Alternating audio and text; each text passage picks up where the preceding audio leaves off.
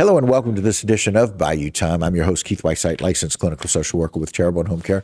Very glad you're joining us. However you may be joining us, we appreciate it. And we've been bringing you updates. We're very glad to bring back to you again, Mike Sobert. Mike, thanks for joining us once again. A pleasure. We're going to spend all week together, brother. Well, I like I'm telling it. you. Well, I think my news today is a little better than it was yesterday. I like it. It's always I like good it. to handle and to be able to give good news. Yes, that's exactly right. So again, Executive Director, Terrible Parish Waterworks.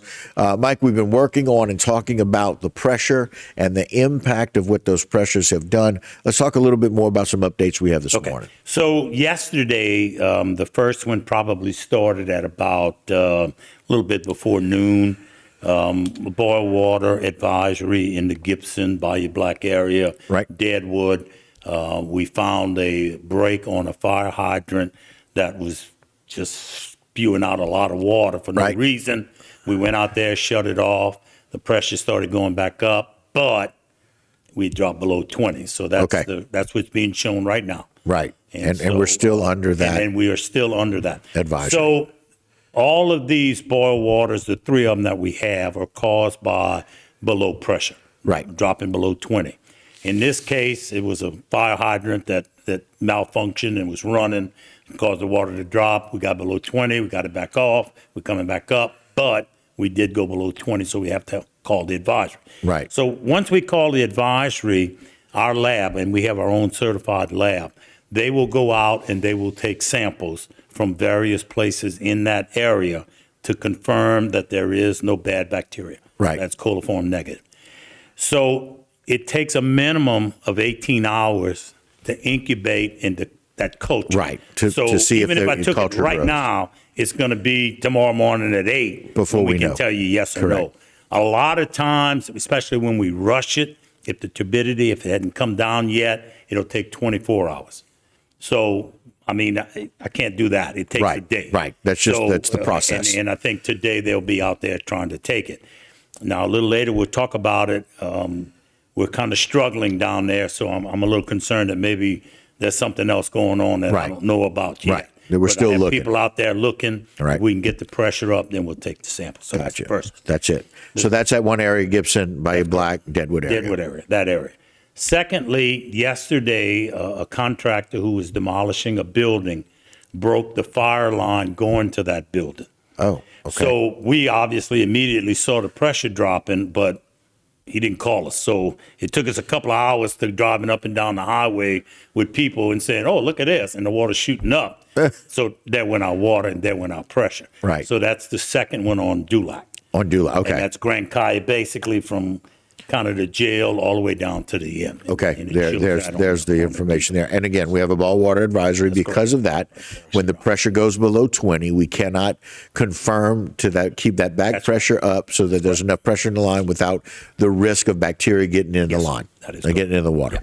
And so we have to test it to see. It takes 18 hours to 24 hours to come back. So and the final one last night around 7:45. As predicted. Well, I mean, look, you were watching the numbers. I promise you, if I'd have known I'd have been that good, I'd have played the lottery. You and me wouldn't be sitting here today. I can promise you that. But anyway, gotcha. it 7:45 last night. Cocodrie tank ran out of water, and as soon as that happened, it just boom. That's it. Right. So that's our other one.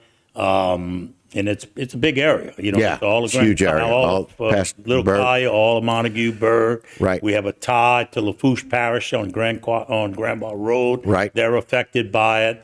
And again, we may take 10, 15 samples. So it takes a while just to get all the information that goes on. Because it's such a vast area. Correct. So, and now people are wondering, I'm glad we got the ball advisory orders and where they are. Again, still in the Gibson, Bayou Black and Deadwood area, down in the Dulac area, and now for south of Berg. Right. And the reason is because of pressure. Correct.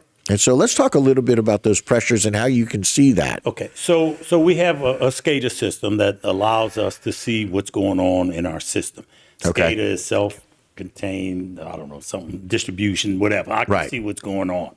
So I think we have a picture Ed was going to bring up or put up or something. Yeah. But it shows all the different sample sites and elevated tanks and things like that we have in the area. Exactly. So right now, or at least at 9:13 this morning, the pressure at Texaco, that's at the very end of cocodrie, Right. right at the end, is 33 pounds.